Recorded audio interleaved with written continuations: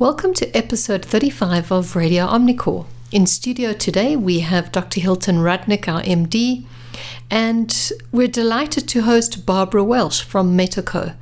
Barbara is going to share with us her current reality and take a look at how coaching and leadership training has changed during the times of COVID, potentially created more opportunities, and then some tools and tips for coaches on how to manage online coaching. She shares also with us her new projects that she's busy with David Clutterbuck and Peter Hawkins, which is very exciting. And this is really an episode for all the coaches out there who are interested in systemic coaching.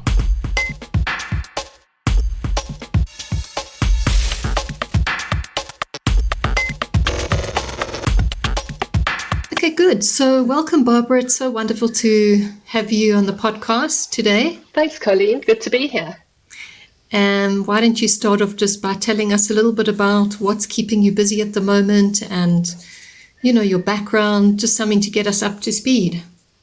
All right. So my background as a coach, I've been coaching since 2003.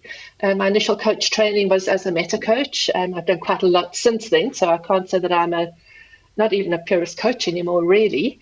My focus since I did my master's has been very much on teams. So I did my master's through Henley in the UK, and there met Professor Peter Hawkins, who's their head of leadership.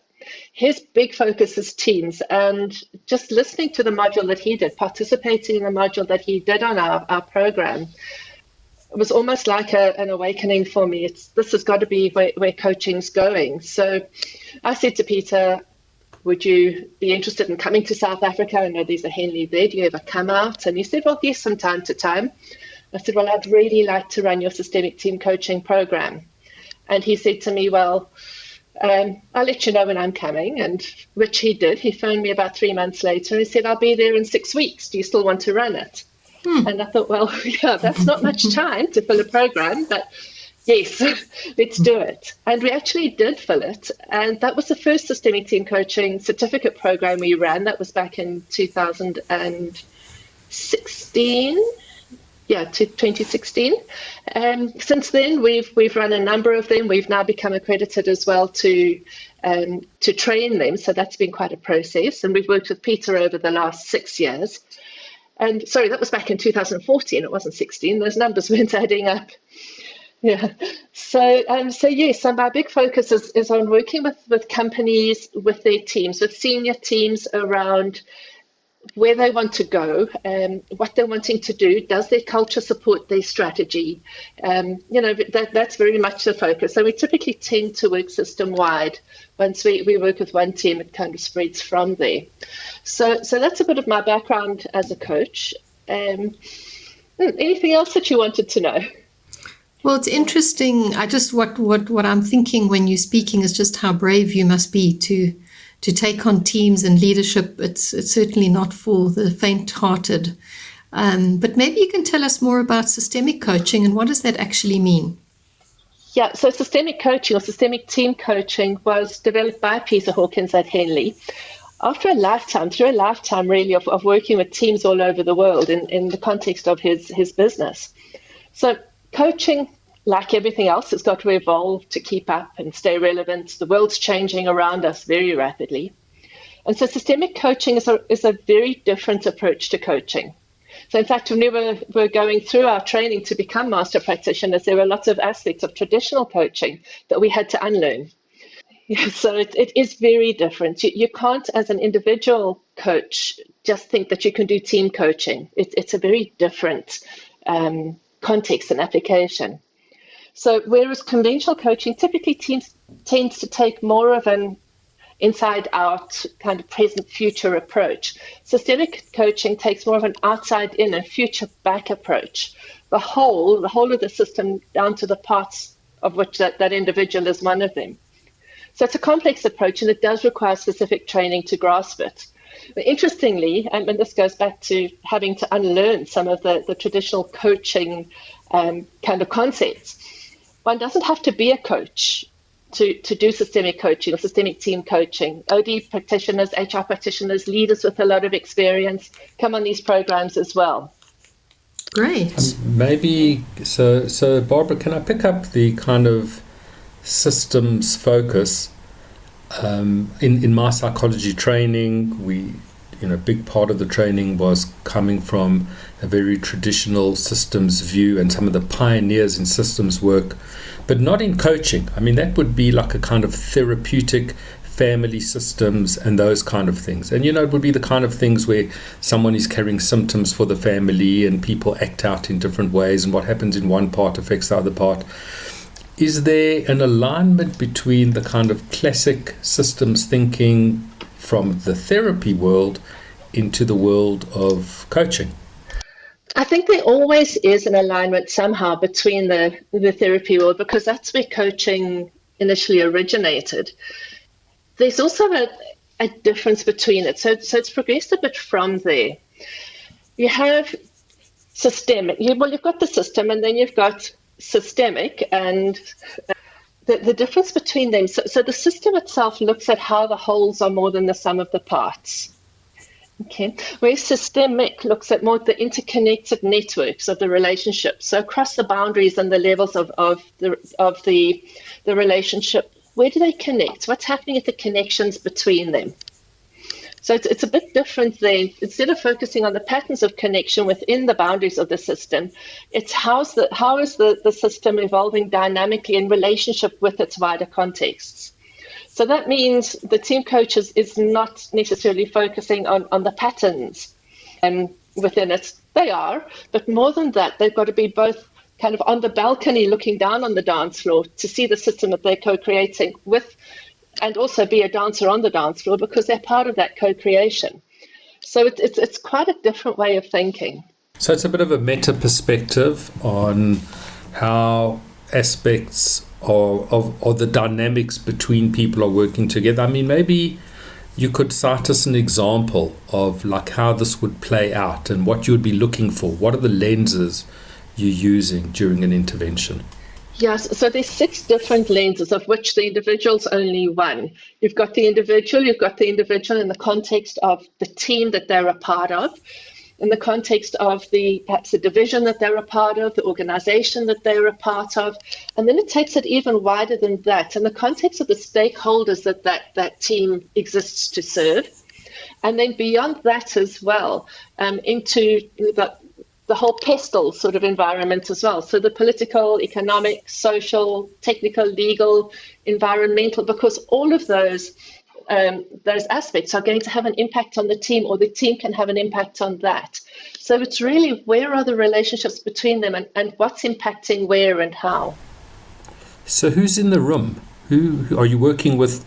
The whole group all the time, or are you working with individuals? So systemic coaching itself, you can be doing a systemic coaching session with one person.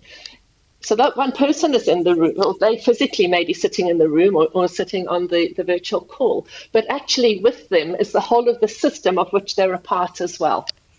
With a team, likewise, you may be working with the team members in a team coaching session, but with them come the whole of the system of which they're a part.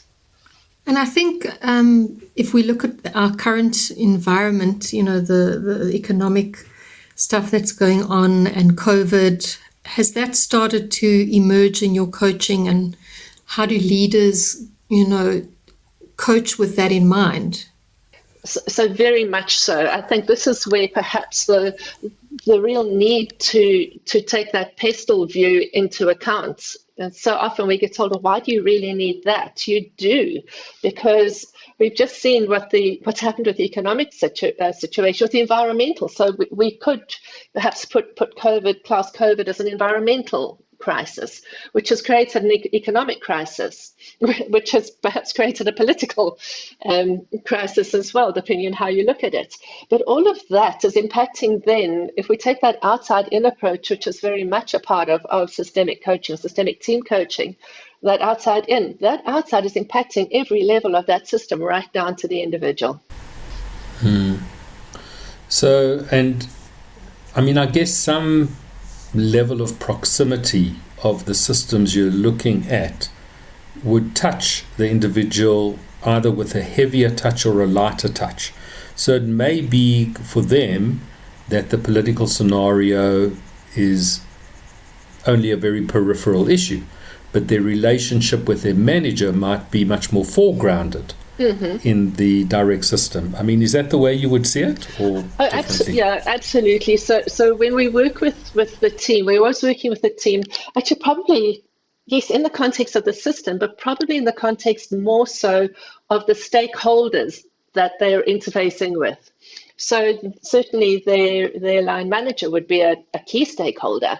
And perhaps if they are a manager themselves, their direct reports are going to be a key stakeholder. Other teams, there may be other teams that they rely on for their results. They're going to be key stakeholders. Customers or clients certainly will be. So it's what are the relationships like between the individual or the team and the key stakeholders. And another focus that we take is that the problem doesn't actually reside within any individual or any specific part of the system. The problem resides in the relationship between them. If something's gone wrong, it's because something is disconnected in that relationship. So how do we connect it back again? How do we get it to a point where it's a really healthy connection that enables both to see the value? Well, that's so interesting, Barbara, and I'd like to pick up there on your view on remediation coaching. Currently, coaching's with the client where it really does seem like a fallout in the relationship with the manager. Would you say that? What is your view on that kind of coaching? So remediation coaching, the answer would really depends on what the problem is. So very often remediation coaching can be requested because the line manager is actually abdicating their responsibility for addressing an issue. And if that's the case, then we won't take it on. We're not there to do the job of the line manager, and that's potentially setting all parts up for failure. Other times it might just be that the coaching is not the right intervention, or that coaching itself is not the right intervention for that person at that point in time. But there are situations where behavioral issues limiting an otherwise high-performing, high-potential individual from achieving what they can. And that's often relational in nature. So with the willingness from the individual to address it through coaching and the active support, this is so important, the active support and input of their line manager, there we can achieve really remarkable results. So I would imagine that there are edge cases. Say someone with a malevolent personality, dark triad, Machiavellian, I don't know, whatever it is. I mean, is it always in the relationship, or is there a case where sometimes you just get people who are very difficult and would struggle in a team, and that it's an intrapersonal issue? Yeah, no, absolutely. I think one book that I read recently, one article that I read recently said that 20% of leaders are actively sociopaths. So, which is quite an interesting perspective. And yet we see it all the time. People who are really out for their own ends rather than for the greater good. So yes, you do get them, but again, it would go back to what in the system is allowing this to be the case. Something has either broken down to allow it, or is deliberately being upheld to allow it. So it so depends. If we have a look at, we have clients who are in the investment banking area, and for them, they actually do not want their people to go through systemic coaching, because they're wanting them to be individualistic. They're wanting them to drive hard, and they're wanting them to be, I'm going to achieve my targets no matter what. And that's actively encouraged in their particular context. And so that definitely is not an environment where you necessarily want to take systemic team coaching in. Whereas in environments where the success of the organization or the success of the team or the division depends on people's ability to become more than the sum of the parts, that's where it's really effective. I think the one session that I attended with Peter was just so amazing where he did that exercise with the stakeholders in setting the coaching contract, and somebody came up, it was a role play, and he said to the coachee, so what do you want to achieve from the session? And then he put the chairs in the room, and he said, so what does your client want you to achieve and learn from the session? And then he did it with all the stakeholders. And I mean, I don't know, when was that, Barbara? Maybe 3 years ago or 2 years ago. I know he comes often, but I use it so often in coaching, and it totally changes people's self-awareness of the presenting contract. Mm-hmm. It really does. The first time Peter ever came to our offices, so as I mentioned, we've worked with him for 6 years, and he was at one point in time a shareholder in our company as well. So the first time he ever came to our offices, he looked at our coaching rooms and said, why have you only got 2 chairs there? Which goes really to what you were just saying now. And he says you should have at least 3 chairs in every coaching room. You've got to have the chair for the stakeholder as well, for a stakeholder as well. And you ignore stakeholders. You ignore the people that you're not only working with your clients, you are working with their stakeholders as well. And you ignore that, whether that be a family member, whether it be a boss or a team or whatever it is. You ignore that at your own peril. So Barbara, maybe I can just backtrack a little bit to the question I asked earlier. I mean, what would be a typical scenario in an organization where you would feel most comfortable in using this approach? Like, what would be going on?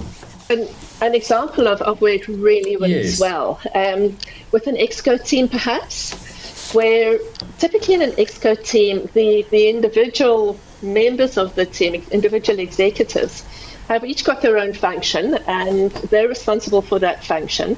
And that is their primary concern. They're primarily focused on what their part of the business is doing and the results that they are generating. And very often in the ExCo, then this is what creates silos. They create silos at the top, and it creates it from there all the way through the business. So once they start to realize that actually the ExCo team is the primary team of the business, and they are there to be more than the sum of the parts, that actually then allows the rest of the business to start working together and connecting a lot better as well, and start working together. So that would be, that's probably where I enjoy working the most, is working with ExCos in becoming the primary team of the organization, becoming collectively responsible for achieving the strategy through their functional teams. And also another area that I also really enjoy working at is in the interface between ExCos and boards. So often there's a disconnect there. And just helping them to define what is the role of the ExCo, what is the role of the board, what are we jointly here to achieve, where do we need support, where do we need to be left to do our own thing.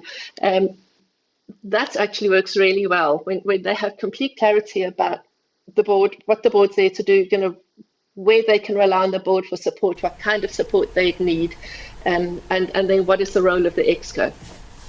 So would you be called in when there's something dysfunctional happening, say, within an ExCo team, or are you called in because people just want to enhance the way they function as a team? It can be either.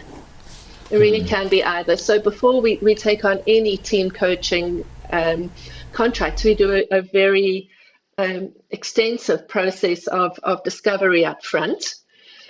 We just do a lot of homework and a lot of scoping on what's really happening in the organization. What are they saying about themselves? What are their stakeholders saying about them? What's the culture of the organization? We have a look at things like their financial reports and annual reports and that kind of thing. And then from there, we have an assessment that we do as well, a team panorama assessment that we do as well. And that gives us a lot of information as to where the real areas for change can be leveraged for really quick effect. Well, not necessarily quick, but the low-hanging fruits and the longer-term areas for change are. How are you managing, what are your experience at the moment with remote teams? And I know you were pretty well geared for online coaching. I think you've been doing it for a while. Yeah. But how have you been transitioning? How do we run that, or how do we do team coaching? How do we do... Yeah, this whole online sort of dealing with remote, teams and just the difficulty in picking up the energy, especially with your type of coaching. I think you're very sensitive to all of that stuff, more so maybe than others. Yeah, we are. Okay, so you have to be far more alert online than when you're coaching face to face. And with individuals, it means that really heightened sense of awareness. It's listening far more intently for changes in tone, in voice, in speed, in tempo, and being able to pick up on even the smallest nonverbal signs, bearing in mind that all you can see is really the head and the neck and maybe the shoulders of the person. So it's really listening for those very small signals. With teams, that level of alertness is even higher, a lot higher. When we're working with teams face to face, for any team of 6 or more people, we generally have 2 coaches.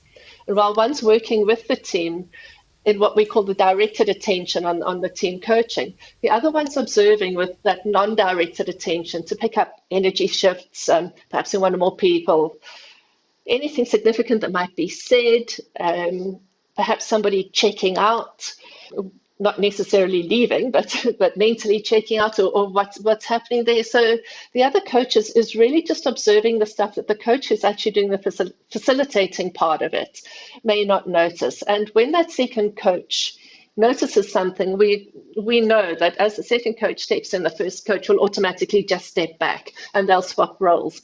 Now, doing this online is quite a challenge.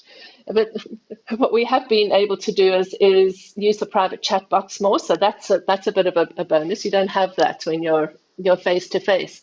But really being very mindful of not only what's happening with the team, but what's happening with the other coach.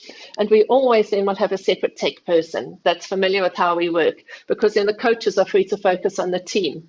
And what we've discovered is that the online work can be just as experiential and just as powerful as face-to-face work. So Barbara, if I think of teams, and teams are absolutely fascinating because they're always made up of a group of individuals who would probably not normally in life choose to be together, but they're just thrown together because of whatever work circumstances, and they have to make it kind of work for them. And I often think of the kind of roles that people take inside the team, the default role. So you get, the person who's always the helper and the person who always wants the numbers and the dominant person and the invisible person, whatever it is. Does your approach try and shift people out of the roles, or to create more flexible interactions between people, or help them understand each other's roles better? Where does it intervene? Yeah, so that's an interesting question, because this is where it differs very much, where systemic team coaching differs very much to ordinary team coaching. And team coaching itself is becoming a whole field now. There's all different kinds. And whereas before everything used to just get lumped into one term, team coaching, there's quite a lot of differentiation that's starting to happen now.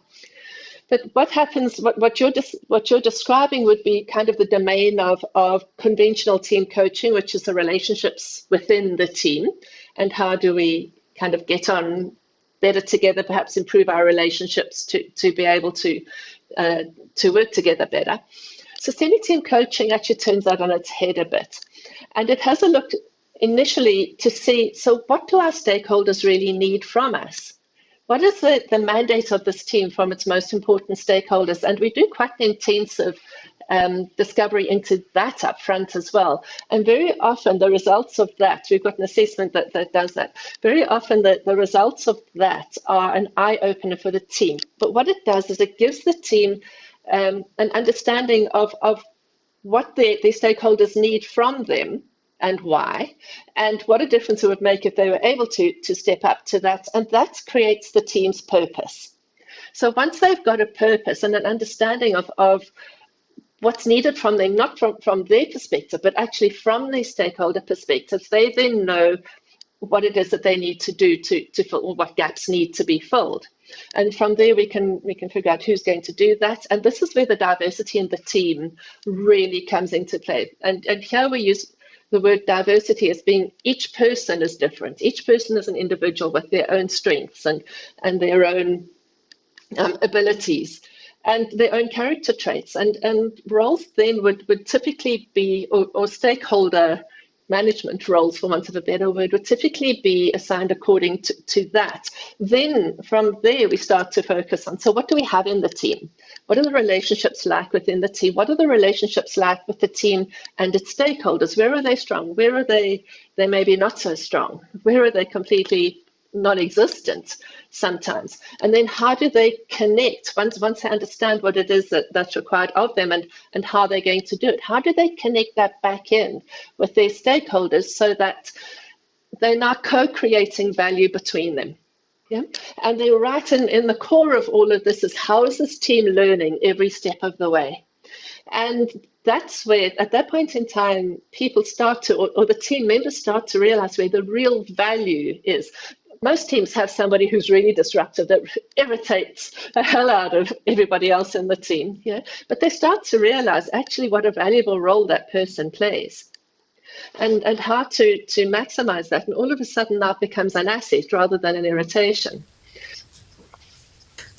Barbara, during the pandemic, coaching, I think for many coaches, their business has taken a knock. Why would you say coaching is kind of more relevant now? I know it is a discretionary spend, but have you noticed a change in the coaching landscape? There's definitely been a change in the coaching landscape, and I'm going to be just a little bit controversial here. And so I don't necessarily believe that coaching is a business imperative now, or that businesses should be doing it. So I think that as a lot of companies they're needing to re-strategize, they need to change a whole lot of their processes, their people practices, just generally how they work, and often create a whole new culture to go with that. And I don't think that coaching is a panacea for everything. In times like this, because spend is so discretionary right now, budgets have been cut so much, it might be worth companies rather investing the money they do have into perhaps professional assistance for those activities, unless, of course, they're using very experienced coaches that can specialize in helping them navigate those issues. But otherwise, once they've got that new way forward, coaching would be useful to help them ramp up again. Team coaching particularly, probably, if there's a culture involved. Yeah, I think what you say makes a lot of sense. But what I'm noticing is that during this really difficult time, it seems to be magnifying relationship issues in organizations. So whereas before potentially dysfunctional relationships were just hanging in there, everything has been magnified. And perhaps that's why so in our business, we're just seeing an uptick in it, to really try and support the people in these times, and also just with the trauma and the anxiety and the stress. And perhaps you can talk a bit about that. Yeah, so yes, that absolutely is the case. And in any time of crisis, I think gaps that would otherwise be okay, they're not too much of an issue, will either get closed because people come together, they band together to address the crisis, or it collapses things almost completely. That can often happen as a result of what's going on with leadership. And I think we have to remember that leaders as well, people who are leading the teams, are also feeling frustrated. They're uncertain. They're overwhelmed. I think one thing that really has triggered this with the working from home is that there just isn't an off button, because there's this whole big merge of work life and family life and demands from all over. And not only are team members feeling that way, but the team leaders are feeling that way as well. And yeah, I think anxiety often comes from a place of feeling a bit out of control. So it's finding, so what is within our control? And certainly how we respond to things, how we set boundaries to things, what we choose to have or let go in our lives is within our control. But for leaders themselves, this really is a time that's calling for people who are managers or leaders to stand up. And we've got a virtual program on how to do it, but I'll just touch on a few of the important points in it. And one of them is around vulnerability. And Brené Brown's got some very famous videos on YouTube about it. So be open, be honest, be trustworthy. Let your team see that actually this is tough for you as well, but you're still there for them. So another one then, be a communicator, a good communicator, stay in contact with them, both collectively and as individuals. Check in with them as people. So not as just workers, but as people. Be really concerned about what's going on for them. And tell them what's going on in the business, the bad news, the good news, the I don't know even. But protecting people from bad news will often go very wrong. I think we need to understand that there are adults and people will rather be informed than surprised. And I think the third thing that's important is, as a manager, as a leader, you don't have to do all the heavy lifting. So get the team involved in co-creating how they're going to manage this, the strategies and the solutions for how we manage what's happening now and how we prepare for the future. So help them to perhaps be able to see for themselves where things might be changing. There are going to be things that will suddenly land on them that have to be adapted or changed, and do that together. So doing that, involving them, implies co-ownership.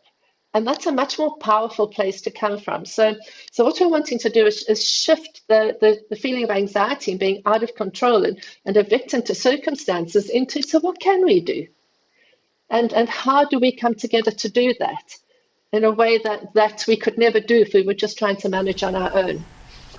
Yeah, in some of the surveys that we ran inside organizations, there was a clear pre-COVID, post-COVID change in anxiety. People just much more uncertain about their own lives, worried about their families, worried about the infection, worried about will their business survive, all the kind of things that you would expect to happen. I think what I'm wondering about is, like, with a distributed workforce, so you have like everybody just in the digital divide, the communication channels seem very different to bumping into someone in the corridor and seeing them every day. And I guess in some ways the abrasiveness or whatever can happen between people where they have challenging relationships would seem to be reduced digitally. You can just literally, not see people now at all. Has it changed the way this whole distributed workforce, the way companies just function in terms of the importance of those interpersonal relationships? So from what I've seen, for some companies, or I've only even said some companies, so some teams or some people prefer it, other people don't. For some, it's a feeling of isolation, and actually they miss that, even that really irritating person that trying to avoid. We just miss that human connection. And for other people, they're just loving being able to get down, get their heads down, and carry on. I think technology, if this had have happened maybe 10 years ago, it would have been a very different scenario. But technology really helps us now. And I know even with our own team, we're chatting. It may not be necessarily in person, but we've got Teams, Microsoft Teams, and you can just pick up, just click on a team and have a quick chat with somebody, or just pop a quick message and ask a question and get it back. And actually, sometimes you can get those answers or that input much quicker that way than you would normally. It's certainly cutting down people spending a massive amount of time in meetings that they don't need to be in. So that I think has been one of the benefits. That more and more now I'm hearing that the people who need to be there for the particular outcome of the meeting are there, and others get filled in later. They don't invite everybody, and people just sit there kind of twiddling their thumbs and checking their emails and stuff like that. It's interesting because I read some research, and I'm not sure how generic this is, but in the surveys we did, almost everybody said, I'm more productive. I'm working longer, and whatever. Everything is geared, and I feel like I'm doing more. But the research was that people feel like they're doing more because they're at home longer and the boundaries are all blurred, but actually productivity hasn't increased. That it's a perception that it has, but in real terms it hasn't. I don't know if you've had any experience with that or anything to comment on that. That's an interesting one. Has productivity increased? Maybe, maybe not. What I do notice is that people come onto calls that I have and they dress in their jogging gear. So, they've been out for a walk at maybe it's now midday. So, they've been out for a walk or a jog because they just felt the need to go out. I wouldn't be too concerned about productivity remaining static, as long as assuming that the team was pretty productive beforehand. I think that what we have had to get used to is people managing their time differently. And does it really matter if somebody's been out for a half hour to pop into the shops or take the dog for a walk? If they're going to come back, they've had a good break, their minds are fresh, and they can carry on. And I think that's potentially the shift in thinking, is more around measuring we've got that standard kind of measurement, which is input, output, outcome. And we take that a step further to say outcome, well, what is the value created as a result of that? If those outcomes are still being met and the value is still being created, do people necessarily need to be more productive? Or do they need to be fitting into conventional times? And I think that's a whole shift. I just wanted to ask, so I think this is particularly difficult for leaders who want to know exactly what's going on with people's time, and then everyone's remote, and now there's a sense of I need to be even more in control. That's been some responses to leaders, rather than trusting and focusing on the work that gets delivered, which is more our culture at Omnicore. Yeah, I guess that really is one of the shifts perhaps that business really needed to make. Is productivity all about having somebody sitting behind a desk where you can see them, you really know what they're doing, how productive are they? And I think, Hilton, to go back to your story about the surveys, that surveys have also shown us that the people that work the longest hours are not necessarily the most productive either. Right. So is somebody just sitting at a desk there really what makes the difference, or is it the outcomes and the value that they're creating that make a difference? So what is the leader measuring? Time? Yeah. Yeah, I mean, I think for sure, even before COVID, the modern workforce was much more interested in the outcomes and value that you're providing than the kind of presenteeism that was probably part of the old world. I think that's definitely now, the kind of employers that you would be attracted to were people who could just work very independently and were self-starters in a way, proactive, and who could really just, use their initiative to deliver without the constant scrutiny of a leader. So I think that, that's now become catalyzed with COVID and obviously happening a lot more. And I think that that's a good thing. Those are the kind of employees that we want to groom, the ones that can just get on with it. And also that for organizations, the imperative is just to trust them to get on with it. Measure what's important. I think...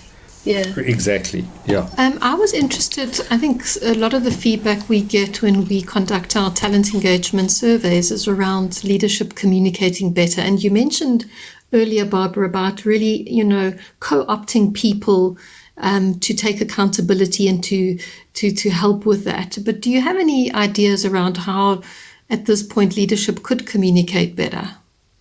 I think they probably have a better platform now than they do within the office. I think as long as there's regular touch-ins with the team, and it goes back to what I was saying, tell people what's happening. Be honest with them, tell them what's happening. They're not children. You don't have to protect them. Pretty much every time we've seen a leader who doesn't want to tell their people the bad news, it's gone wrong. And people say, well, why didn't you just tell us? If you had have told us, we could have prepared. We would have been mentally prepared. We could have prepared what we needed to. The surprise is actually the worst part of it. So tell people what's going on. Tell people what you're thinking, what you're feeling. Obviously, there are times when it wouldn't be a good idea to do that. But within the normal day-to-day, you can tell them a lot more than you necessarily think. And I think with people working from home now and being able to perhaps connect on a different level, on a better level, and a less threatening level, perhaps, because that's another thing that we've noticed, is that people feel more confident speaking up online rather than necessarily in a meeting. Encourage people to come back. Encourage them to ask the questions. If you're not necessarily sure of what to communicate, ask them what they want to know. So Barbara, yeah, I mean, I think that definitely resonates with me. I've always kind of believed that, just be adult with people and they can handle it and it's absolutely fine. I see that as really just a good functional way to run any business. I'm interested in your leadership services and the way you kind of measure ROI. So a lot of these interventions, I'm sure they cost money. The organization's got to pay you. How do you measure whether you've been successful, and how long after the intervention do you expect the changes that have come about as a result of your intervention to sustain? So our interventions are not short interventions, first of all. And when we're doing a systemic team coaching program, typically that can be anything between 6 months and a year working with the team. After that amount of time, it generally is sustainable because the new habits and new ways of working have been really integrated. But right up front, when we're doing our initial contracting, we contract first of all for the scoping part of it, the inquiry and discovery, and then we contract for the work. And when we're contracting for the work, we put in place, so what are the outcomes you want to achieve from this? So from the outcomes, what would be the value that's created as a result of that? So it goes back to that measure. We don't measure return on investment. We measure the return on value created. And we'll make that, we'll contract that up front with the team, with the team leader, with the team leader sponsors, perhaps if it's an exco with the board. All of that is contracted up front. What are the outcomes and what will be the value? If we achieve that, what would be the value created? What's that value worth to you? That value may be, in fact, it always is, a lot more than a monetary figure. Yeah, so there is a monetary figure attached to it, but there's a lot more than that. Yeah. No, I'm sure. Yeah. Yeah. So, Barbara, I was wondering if you could share some of your favorite coaching tricks or tips or questions that you like to use? Yeah, something that we use quite a lot, and we do it both in our coaching and in our coach training, is simulation. So this can be quite an interesting one as well, and particularly where there's a lot of conflict in a system, is we'll take the various players, and we don't only do team coaching, but we do team of team coaching as well, team of teams coaching as well. So we'll coach multiple teams in the same room together. And in teams or in relationships where there's conflict, we'll do simulations and put them into one of those worst nightmare situations. And every company has their worst nightmare situations. So we'll take one of those and then and take people out of their own roles and put them in other roles. So they're needing to step into the shoes of somebody that they would normally need to work with to address whatever the situation is. And initially, it's really tough. It's high pressure, and we keep adding the pressure on as more and more things start to happen in this nightmare situation that they're needing to deal with. And it's a tough learning experience. But one of the most transformational that we use, because people learn what it's like to be on the other side, and then they start to co-create solutions. Instead of being adversaries and blaming each other, they start to realize, okay, so if we were actually to stand on the same side of the fence and look at the problem together and co-create the solutions and how we will jointly solve it, it's an incredibly powerful way of transforming mindsets. And even in our training is all done through simulation. So people are actually experiencing every step of the way what it's like to be there. So Barbara, does it always work? I mean, does it sometimes do you not get the result that you're looking for, or find limitations in the approach? Yes, so what I've just described now is just one of the things that we use. But do we find limitations in systemic team coaching? Is that what you're saying? Yeah, I'm saying that. Absolutely. Yeah, sure. So this is not the ultimate solution for everybody at all. You're needing a team who believes that they've got potential, who really wants to grow and to increase the value that they provide to their stakeholders. We've had teams before who said, actually, we're okay. We're pretty happy with where we are. And so, yeah, then go on a nice team building intervention. That's more appropriate for them. You have teams where there's high conflict and high conflicts, and that typically, systemic team coaching would be later for them. You'd need to deal with that conflict first. So you'd need to do some kind of a team facilitation, perhaps, or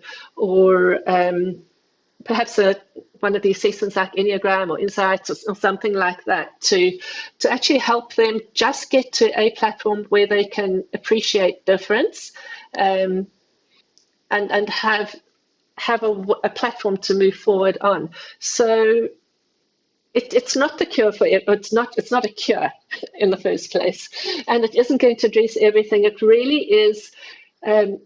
It's for a fairly mature team that wants to really step up to the next level. I think that's very pertinent, the maturity and the willingness to change. Yeah. We've had teams who have assured us that they are and they want to, and up front everything has seemed to be good to go. We've done the scoping up front, and then this is one thing that will happen in pretty much with every team we work with. Something comes from left base that neither the team nor the coaches were expecting. And it's just some information emerges or something becomes apparent. And there have been times where we've said to the team, we need to call this a day. It's not going to be appropriate to continue working with you. Sure. Yeah, there's been other times. We had one team just very recently where we said to them, this is not going to be a coaching approach. This is a management consulting approach. And we need to hand this project over. I really like it, Barbara, that you have the integrity to do that, because I think there are many coaches who just continue working the process sometimes at the which is not really the appropriate intervention. No, it's a very risky thing to do, and especially when you're working at the level that we are, because you can destroy your reputation on that. We've built our reputation on integrity, and that's really important to us. Sorry, Hilton, you wanted to ask a question? No, I was just interested in how your client received that. Where you kind of said, well, this is not the right intervention for you now. We had the board chair was there, the CEO was in, the deputy CEO was in the meeting. The board chair and the deputy CEO quite agreed. The CEO was not as pleased. But it is the fact. We showed them what was happening. We showed them what we'd observed. We showed them why. One thing I think that's absolutely crucial for anybody working in this space is that you have to be in supervision. And we've had extensive supervision on what was happening in the organization and just said, no, this is not, in all integrity, we cannot proceed. And this is why. It's quite a difficult situation, because I know it happened to me once where an organization asked for, kind of a quick team, team was in conflict, just come and sort them out. I'll give you 3 hours or 4 hours. And you just knew you were setting yourself up for failure, and the team. And the client didn't necessarily see it as a positive thing when I said, I don't think, I gave names of other people who could help. But I think sometimes clients, just want you to come in and kind of tick the box so that they can feel that something has been thrown at the problem. Yeah, at what cost? So Barbara, what informs you? What kind of reading do you do? If someone wanted to read 2 or 3 seminal texts on not necessarily the methodology, but just that would guide them in the way that you think. What would you recommend? So the kind of books that I read are not necessarily coaching books, but they're business books. Yeah. Sure. I've got one that I'm reading at the moment by Rita McGrath, and that's called, let me just find the book now. It's all about inflection points. It's called Seeing Around Corners. And it's all about inflection points and how can businesses, when there's, in a time like today where you have no idea what's coming next, how can they start to put together some idea of where they should go? What might be lying around the corner? How would they know that? So that's one of them. Another book that I just finished reading and I really enjoyed it was called Never Split the Difference by Chris Voss. So he used to be with the FBI as a kidnapping negotiator, so working in really high stakes life and death situations. And this book covers the key principles that helped him succeed as a negotiator. And I was just so struck by how similar the skills we've learned as coaches were. So just used in a different context. So that's a book that was really worth the read. I think negotiating skills anyway are good for coaches. Yeah, it's really worth reading. So those are the kind of books. There's another one that I really enjoy called The Silo Effect. And it's written by Gillian Tett, and that's on what's been the effect of silo mentality on businesses, on some of the biggest businesses out there. And that was a really good one. So it's very much business books that I read. And coaching books I do read, but I really enjoy the books around strategy and books around, there's another one here that I'm just looking at in a bookcase that I enjoy, Thinking the Unthinkable, those kind of books. Not to mention Peter's books. Right. Yeah, so I've read them many years ago and I now kind of live them, so but they're always good. I've got some case studies in these books now as well, yeah. I wanted to just ask, as we're kind of wrapping up the session, I can't believe it's gone so fast, but you mentioned in the beginning having to unlearn sort of traditional coaching. What would you say were the main things that you had to unlearn? One of them was certainly around advising. So as a coach, you don't give advice. As a systemic team coach, sometimes you do. So to the team leader, that is not going to work. And these are some things you might want to consider that we could look at instead. You start to use your senses a whole lot more. I spoke about the directed attention and the undirected attention. So starting to use intuition and what your body's telling you as well as what your head's telling you as well, and to bring that in and just say, hold on a second, I know you're saying this and it certainly seems okay, but I'm sensing there's something more behind this. And so that's another one. Thirdly, you bring in quite a lot of consulting as well. So, which is why OD consultants can come and do this. So quite a lot of consulting and sharing of experiences, and which you wouldn't necessarily do in a team, in a conventional coaching situation. Or you'd fail big time if the ICF police came. Oh, yes. And what's really, really interesting at the moment is that the ICF is drawing quite heavily on our work in STC and team coaching generally to create a whole different set of criteria for team coaching. So that should be, we're actually working on that project, the ICF and the EMCC, and we're working on the EMCC one, which the ICF will be tapping into as well, as I believe. Yeah, we're doing that with our partners in the UK. So, yeah. That's so exciting. So team coaching criteria, which are quite different to individual coaching. And Barbara, the one thing that this pandemic has done for you, and you mentioned when we spoke before, was that you've joined, so your training is now global. Do you want to tell us a little bit about that training?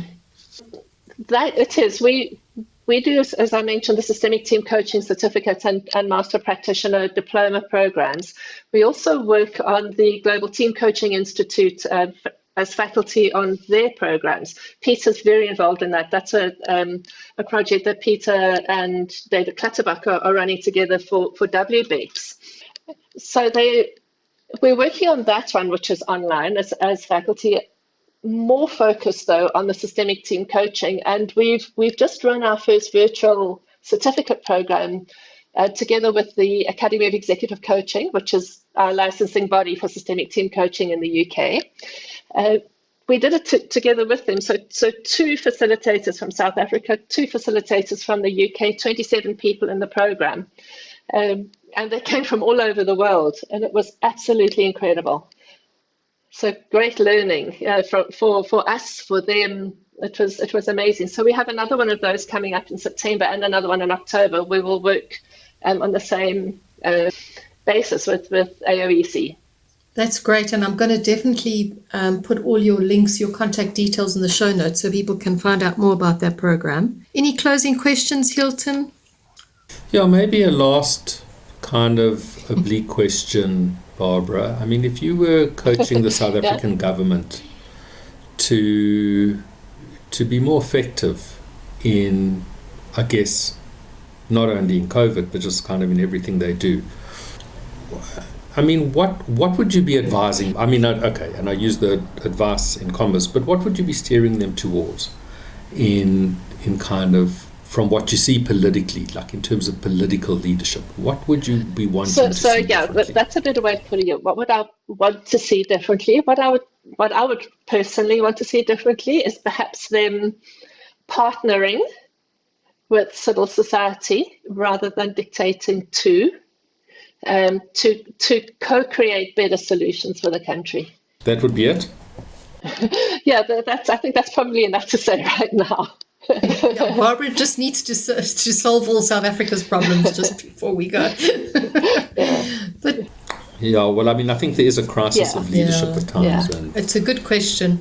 Maybe if they listen to this podcast, I agree with that. I think that's well, I don't know if it's necessarily the South African government. I think there's a crisis of leadership worldwide, and it's not only in our government. Yeah, sure. That's and it's true. not only in That's government. Yeah, it's true. Yeah. And I really appreciate the work that you're doing with leadership. It sounds incredibly exciting, and it's been really insightful listening to all your points, and just learned a lot. And thank you so much for your time. And we hope to keep in touch into the future. It's a pleasure, and I think we need to make a point of that. Thank you. Thank you so much for listening all the way to the end. We really hope you enjoyed the episode. It would help us a lot if you subscribe to our podcast on iTunes and Apple Podcasts. Give us 5 stars if possible, and check out our website www.omnicore.co.za. You'll find our previous episodes and other blogs and helpful resources. And we look forward to connecting in the next episode.